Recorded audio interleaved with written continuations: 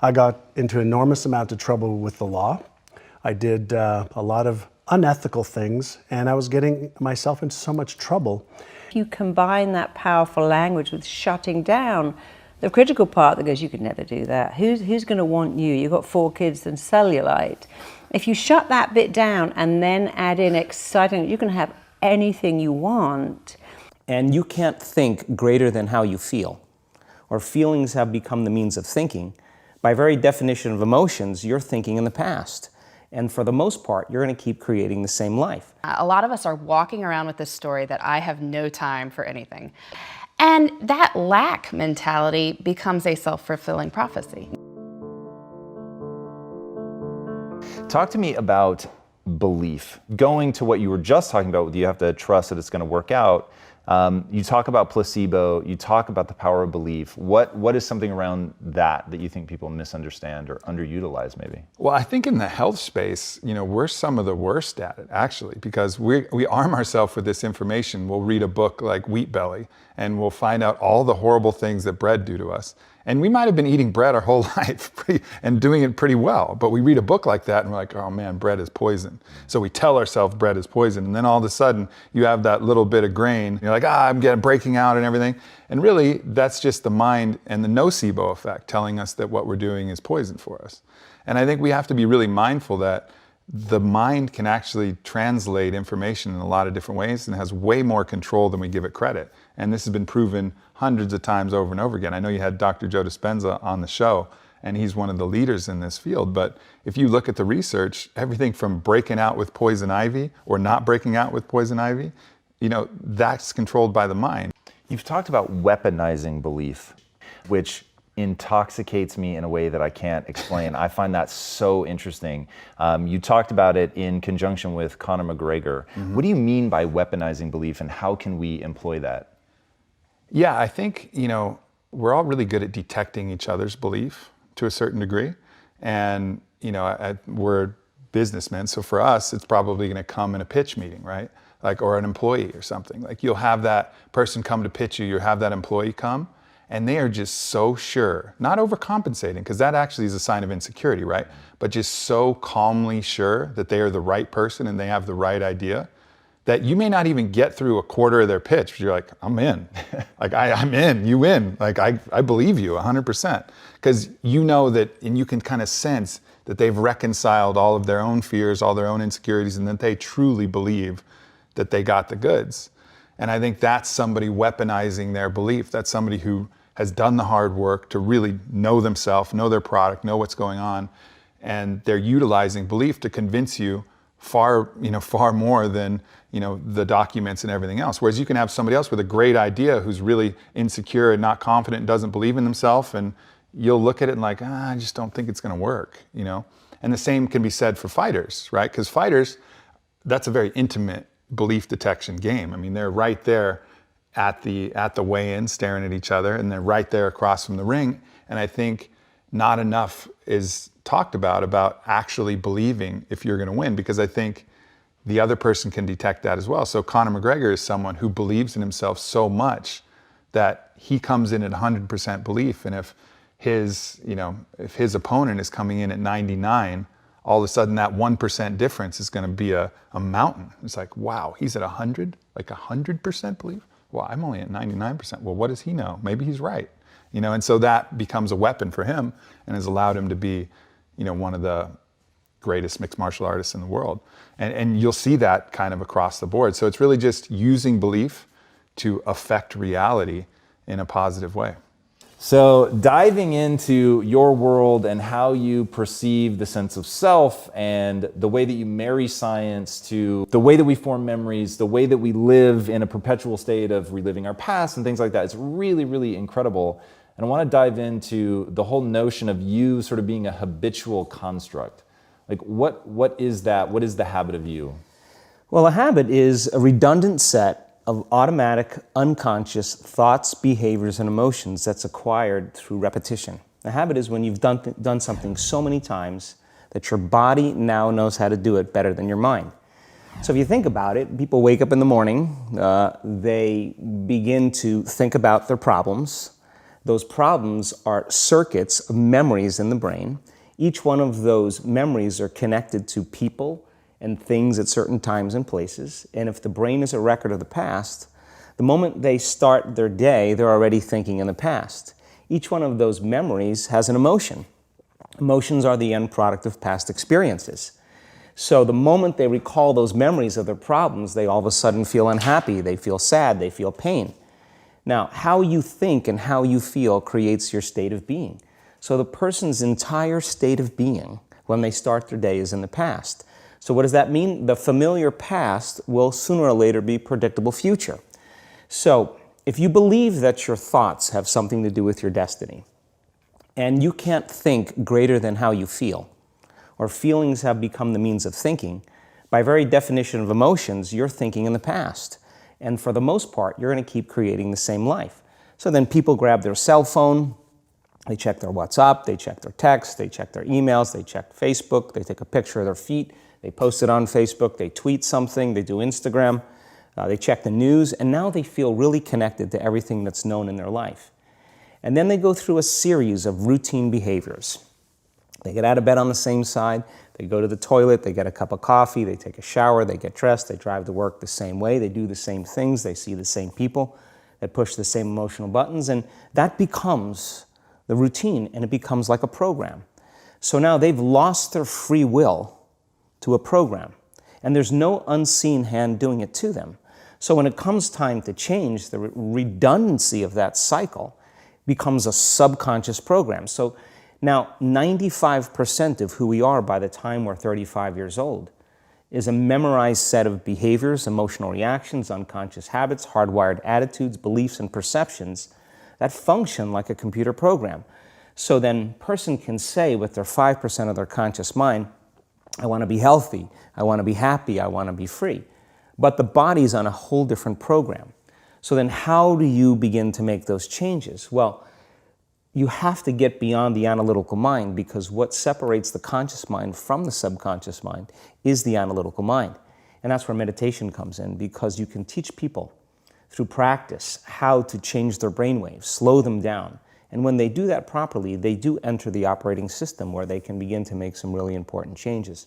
So most people then wait for crisis or trauma or disease or diagnosis. They wait for loss, some tragedy to make up their mind to change. And my message is, why wait? And you can learn and change in a state of pain and suffering, or you can learn and change in a state of joy and inspiration. And I think right now, the cool thing is that people are waking up. I'm in the unknown, and I always say the best way to predict your future is to create it. Not from the known, but from the unknown. What thoughts do you want to fire and wire in your brain? What behaviors do you want to demonstrate in one day? The act of rehearsing them mentally, closing your eyes, and rehearsing the action. Rehearsing the reaction of what you want, or the action of what the action of what you want. By closing your eyes and mentally rehearsing some action. If you're truly present, the brain does not know the difference between what you're imaging and what you're experiencing in 3D world. So then you begin to install the neurological hardware in your brain to look like the event has already occurred. Now, your brain is no longer a record of the past. Now it's a map to the future. And if you keep doing it, priming it that way, the hardware becomes a software program. And who knows, you just may start acting like a happy person.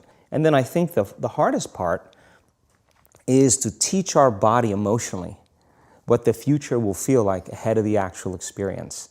So what does that mean? You can't wait for your success to feel empowered. You can't wait for your wealth to feel abundant.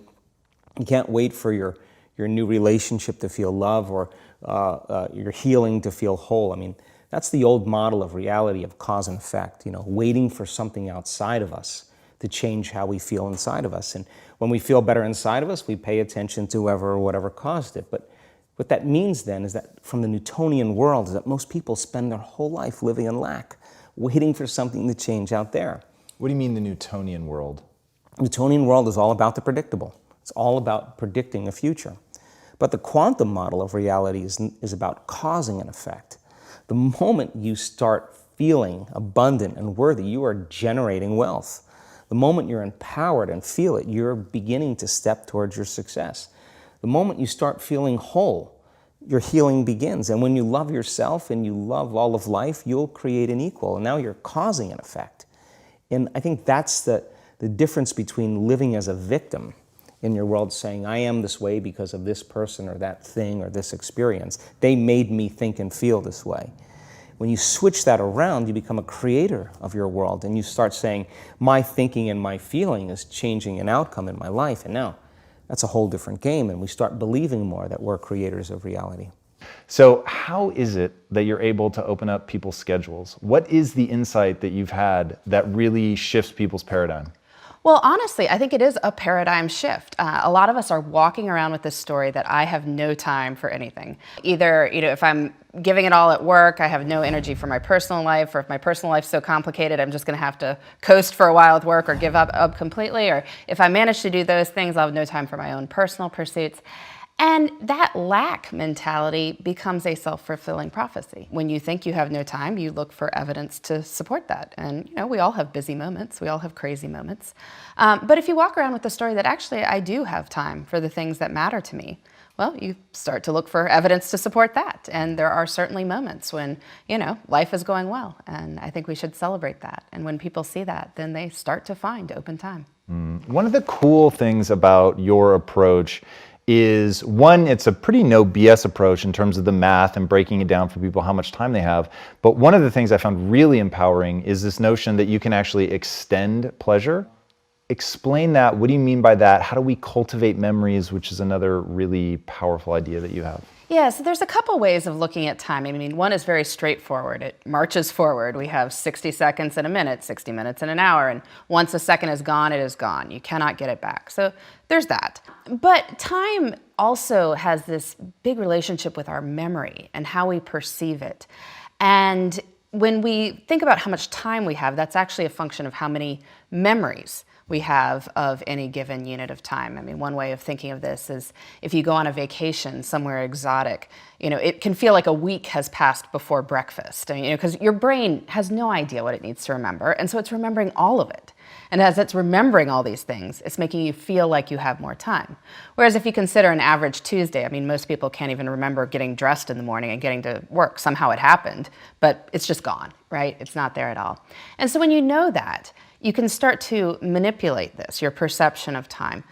You can put more memorable things into your life.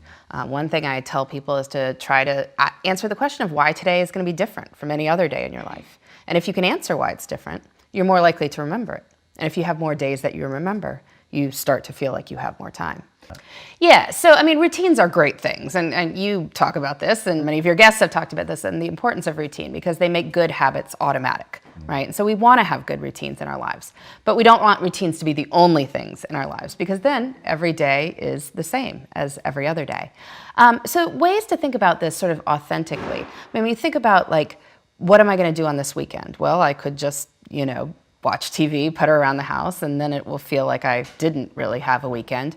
Or you can maybe make a list of, anything in life or, the world you might want to see, in particular if we're thinking about a weekend, things within 2 hours of your house probably that you're going to want to see. But anything you might enjoy, things your family members might enjoy. And then you can look at it and say, well, what of those things could I put into my schedule? And, on an average day, it might be something as simple as trying a new restaurant for lunch, or having a conversation with a colleague that you've always just kind of waved to in the hall. It could mean participating in a meeting that you normally just observe, like you actually speak up. But when you do little things like this, you feel like you have more time. And if you really pause and enjoy these things and take in what's happening, then you can stretch the experience of time itself. I got into enormous amount of trouble with the law. I did a lot of unethical things, and I was getting myself in so much trouble. And I had one mentor that my brother introduced me to. His name was Alan Brown. He was a very successful philanthropist, entrepreneur, and he agreed to meet with me for lunch one day. And he asked me, like, why are you doing these things? You seem like a nice young kid. And I said, I don't know. I just want to make some money, and I just want to fit in. He goes, but you seem like you're intelligent. Why don't you just use your brain's natural abilities? I go, well, listen, based on my education and based on what the teachers have told me, I'm not going to do very well in life. And I left high school in grade 11 thinking that I'm not worthy enough, I'm not smart enough, I'm not good enough. And this one man in 1 minute, in one meeting, changed my life.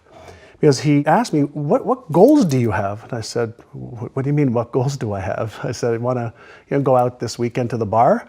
I want to have some good food. I want to find a nice young lady to maybe hook up with. And he says, no, but what are your bigger goals? And I didn't have any. So he actually sent me home.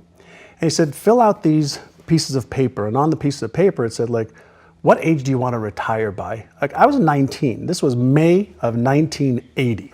I wasn't even started yet. I said, but just fill out these papers. So I said, I want to retire by the time I'm 45 with $3 million. I want to have a Mercedes. I want to have a house. I want to travel the world. I want to have a great lifestyle. And so I came back on Monday and he looked at it and he asked me one question. And that question transformed my life. And he said, are you interested in achieving these goals or are you committed? And I stopped and I looked at him. He was standing up. I was sitting at my desk there at his office. And I asked him, Mr. Brown, I said, what's the difference? And he said, if you're interested, you'll do what's convenient. You'll come up with stories and excuses and reasons why you can't, and you'll use your education as an excuse. You'll use your story as an excuse. You'll use the fact your father was a cab driver and was a gambler and never had any money. You'll use all of that as your reasons why you can't. He says, but if you're committed, you will do whatever it takes. You'll let go of your stories. You'll let go of your excuses. You'll let go of all the reasons you currently have that are formulating your identity of yourself.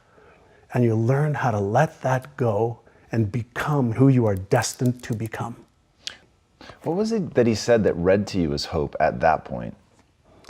It was his demeanor of how kind he was. He was extremely successful. Real estate offices, real estate buildings, a wife, Lori, children, just kindness, just raw kindness. There was nothing for him to gain from helping me. He didn't know me, but he just was kind. And it was one of the first times that there wasn't a hidden agenda or somebody just, putting me down for being a degrading human being or degraded human being. And he made me promise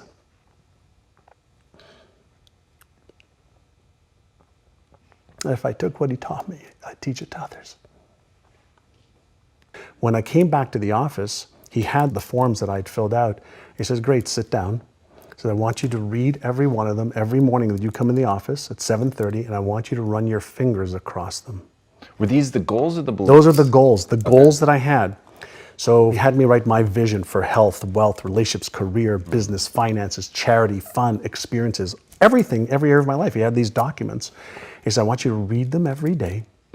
And you're going to do it while you come into the office so that I know that you've done them. And I want you to run your fingers across them as you're reading them. And then when you're finished one paragraph, close your eyes, and I want you to feel, what would it be like if that was true? So he got me to see it, to touch it, to close my eyes and visualize it, and to feel it. So at the time, he didn't understand what he was really doing, but he was causing me to create new neural patterns in my brain that did not exist before. The only success that I'd ever really seen was on Lifestyles of the Rich and Famous. And I said, one day, I want a life like that. And so every single day for a year, I had to do that. And it only took 10 or 15 minutes. And there was also beliefs. You talked about what else was in there.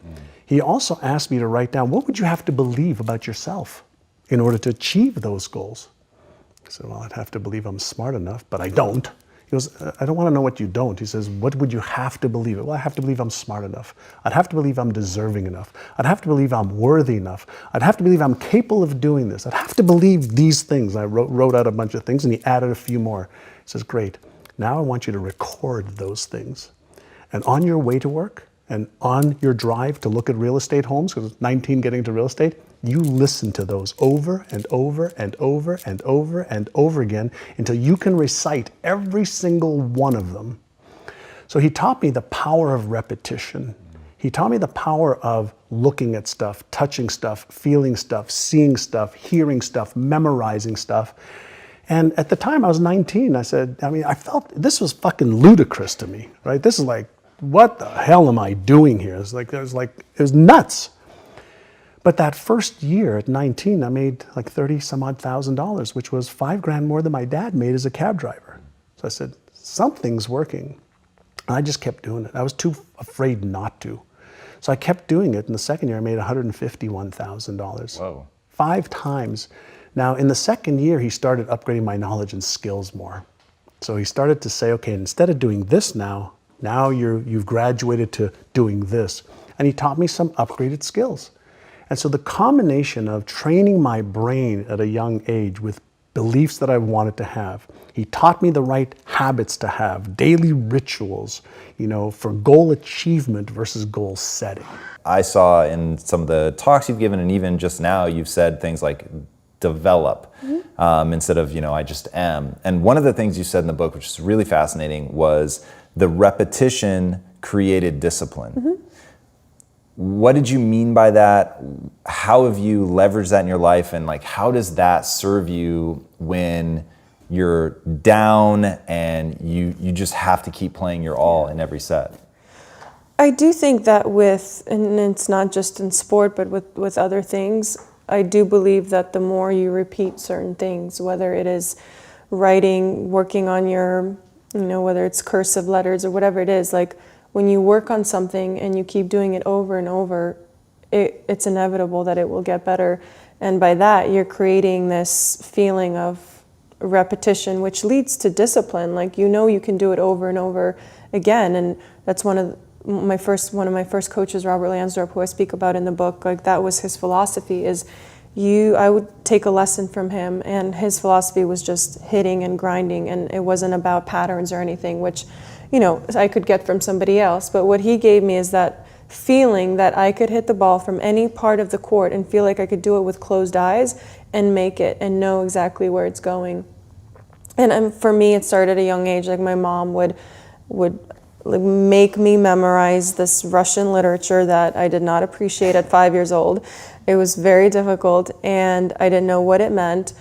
But I would do it, and I would memorize it, and then I would feel that I accomplished something. I don't know why, but the repetition led me to this discipline, and I think that helps with mindset. So what is it about hypnotism that makes it work? Is it that the things that are fucking them up are buried deep in the subconscious? Why hypnotism? Why was that the radical breakthrough? Hypnosis is the actual grandfather of even psychotherapy. People think hypnotherapy is the poor relative and it's come along, and it's actually in front of everything. A lot of hypnotherapists don't understand what hypnotherapy really means. And what it means is you can shut down the critical part of your mind that goes, I could never speak in public. Oh, I could never live without donuts. That bit shuts down. And while it shuts down, you can excite the imagination and tell people stuff they simply don't think they could do. So I'll give you an example. I was recently having a medical procedure, and the nurse said, oh my God, we all know you. And we have this kid, and he can't go in the scanner. He's terrified. And I said, oh, I'll show you what to do. And in 5 minutes, he was loving being in that scanner.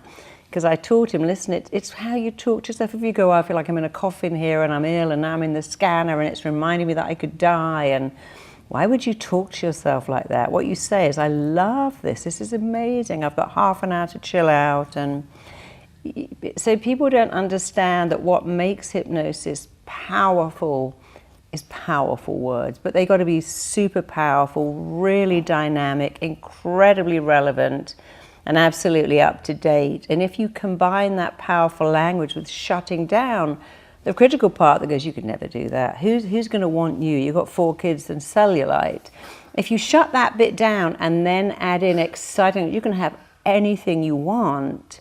But most people either don't understand about shutting the bit down, or they don't understand the language. So without diminishing other therapists, I see a lot of people who say things like, now you might just want to think about being calm. It's like, what? WTF? That's not exciting.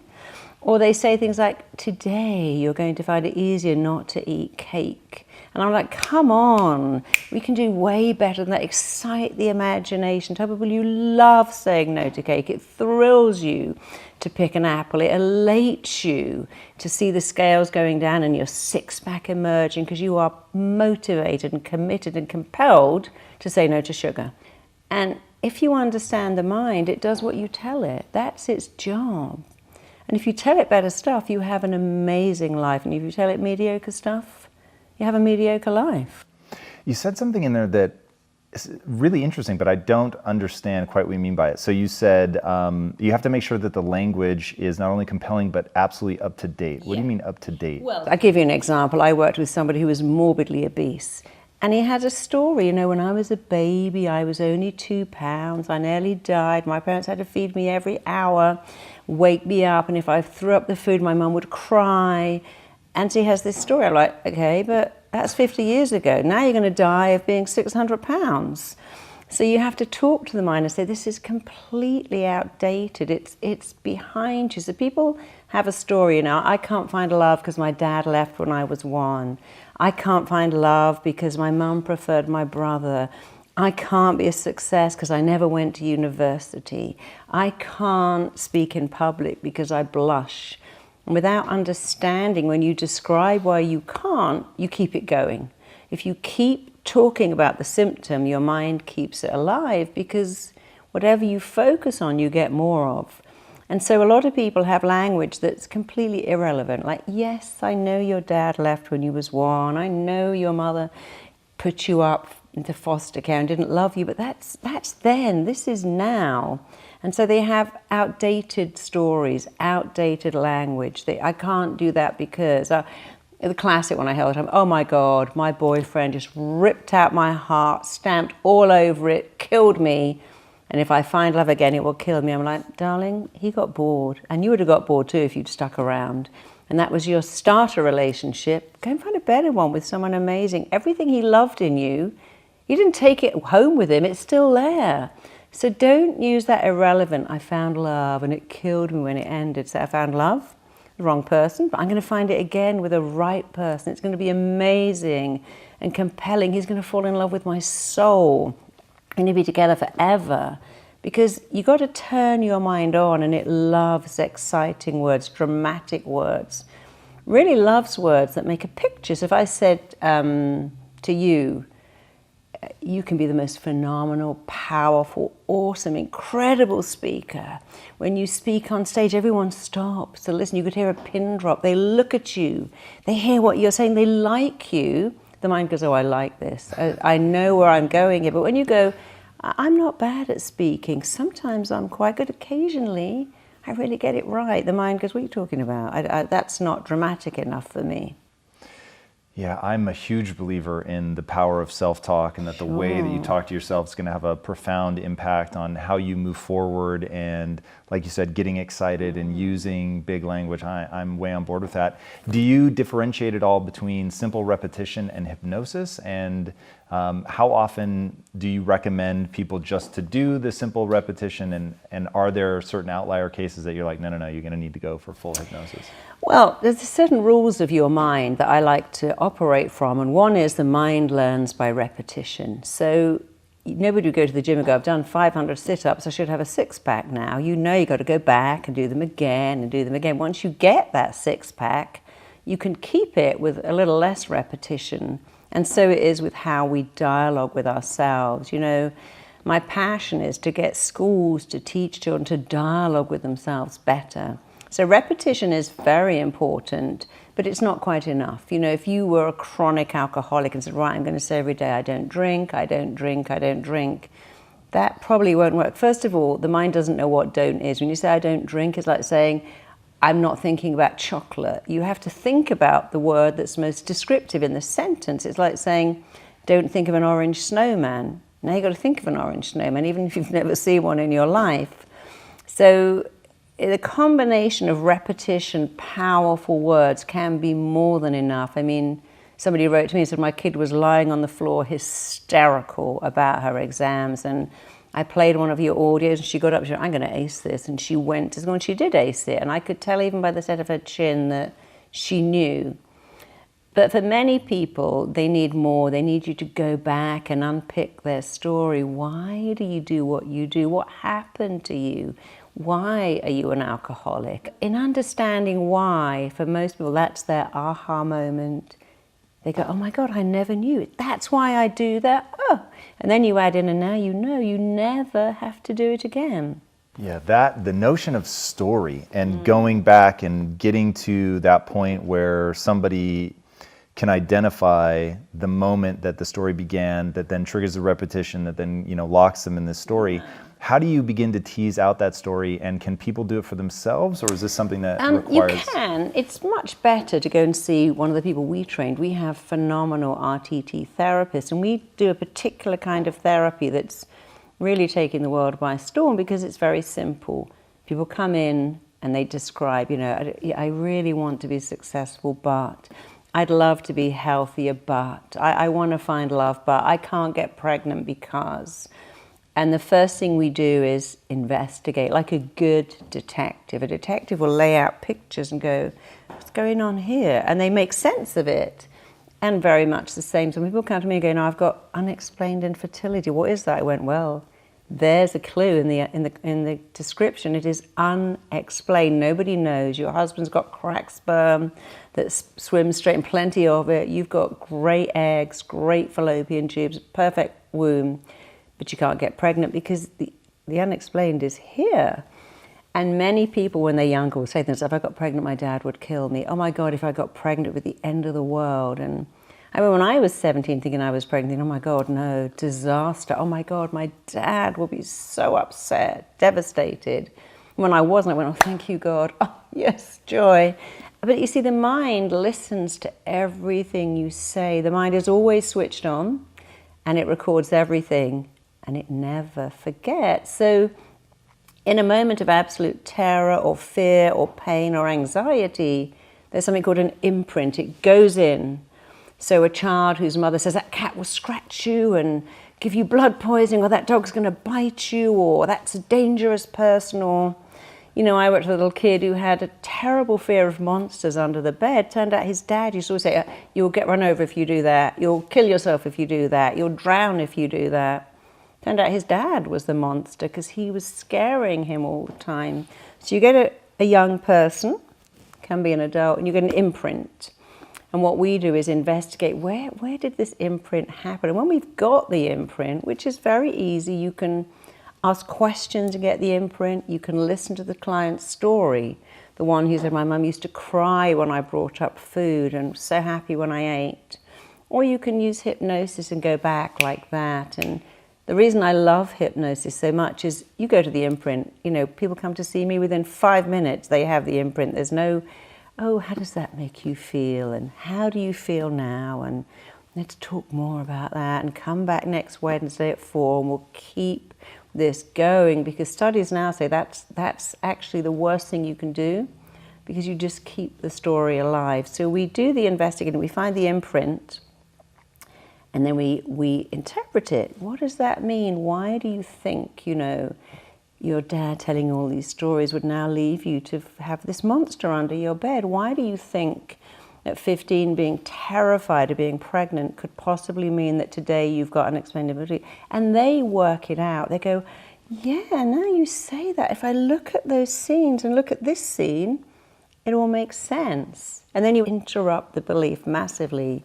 And then you install a brand new belief. You know, you're getting pregnant like a high school kid on their first date. You're super fertile. You've got cracked grade A eggs. Your husband's got the SAS of sperm and it's going to collide. So you bring in the very powerful language and you are going to make a grade A baby. Because of course people say, I want to be pregnant. I'm like, no, you don't. You want to make a baby that you carry to full term. I have clients who go, I've been pregnant 8 times. Want a perfect, bouncing, healthy baby. So it's another example of not telling your mind what you want. So the combination of the imprint, the investigate, the interpret, the interrupt, and the install is so powerfully transformational. There is substantial medical and scientific evidence to show that only when you're in a pleasant state of experience, your body and your brain works at its best. There's no argument about that. There's enough evidence to show that. So whatever impact or success or reaching goals or growth or whatever you say, on one level in the physical world, it's about how well you harness your physiological and your psychological process, isn't it? whether your body and mind works against you or works for you. This is a big difference. So there is enough evidence to show only when you're in pleasant levels of experience, this happens best. So obviously, joy is first, then growth. If you're joyful constantly and you have no fear of suffering because you understand all human experience comes from within you, and so you have managed to create the kind of experience that you want, now growth is possible unbridled. If you have the fear of falling down and suffering, you will not go very high, isn't it? So how do you work through that? How do you help people on that path? Many ways to look at it. One of the simplest ways to see it is all human experience has a chemical basis to it. Right now, let us say you're joyful. If you look at your chemistry, it'll be in a certain way. Let's say you're miserable. If you check your chemistry, it'll be in a completely different way. Now we have a technology that with which you create a chemistry of blissfulness. So my chemistry is blissful, doesn't matter what's happening. The drama around me is happening in so many different ways, but this is a privilege that I've kept for myself. Me being joyful or miserable, me being peaceful or disturbed, these privileges I have not given it to anybody else, I kept them to myself. I think every human being should do that. That the privileges of the nature of your experience must be in your hand. Because when you try to act in the world, there are many forces. All of them will not always cooperate. Sometimes they cooperate, many times they will not cooperate, many times they'll turn against you. This is the nature of the world, that's how it should be. World will never happen 100% your way, and I'm glad it is so, because if it all happened your way, where do I go? I'm glad it's not happening your way. Little bit my way, little bit your way, little bit somebody else's way. So, it's like this. Let's say we turn off all the lights. If the lights are on, you can whistle and just walk around wherever you want in this building. We'll turn off all the lights and make it pitch dark where you can't even see your own hand, like that. Now, every step that you take, will you take it in utmost alertness? Will you be fully awake or asleep? Fully awake. Fully awake. Why? Because you don't know where's the next step. Just to live like this. If you simply live like this, naturally you're on the highway to enlightenment. Everybody assume and believe because it's comfortable to simply believe something. The very word belief means this, that I have concretized assumptions of which I know nothing about, isn't it? Isn't it so? Yeah. Either you know or you do not know. Where does the belief come from? When you pretend what you do not know as I know, that's belief. But you can't believe something all by yourself. So you need 100 people around you. That's why always believers are in groups. What do you tell people about responsibility? It's just your ability to respond. You have to make up your mind. Do you want to retain your ability to respond to every situation that may arise or may not arise in your life? Or do you want to surrender your ability to respond? This is something everybody should make up their mind on. Do you have practices to keep yourself so open and so joyful? Life? That's it. What else? Life is an openness. Death is closing, isn't it? Death is a closure. Life is a possibility. If you're just alive, everything is open. Tell me, can you be alive? Suppose you don't like me.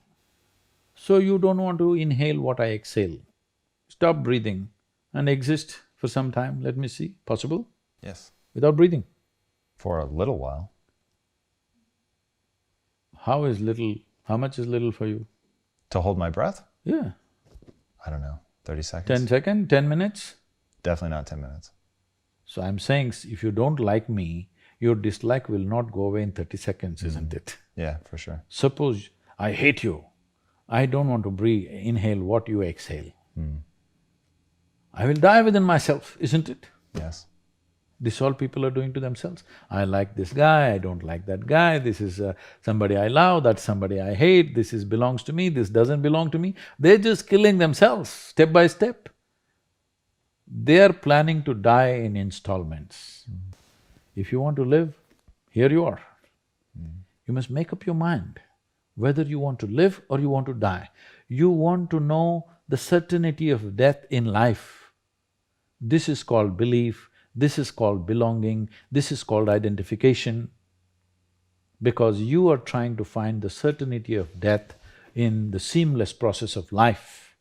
Fundamentally, if people understand that the source of human experience is within you, joy or misery, agony or ecstasy, pleasure or pain, everything comes from within you. If you understand this much, if I understand, suppose right now I think I'm miserable because of you, there's no solution for my life, isn't it?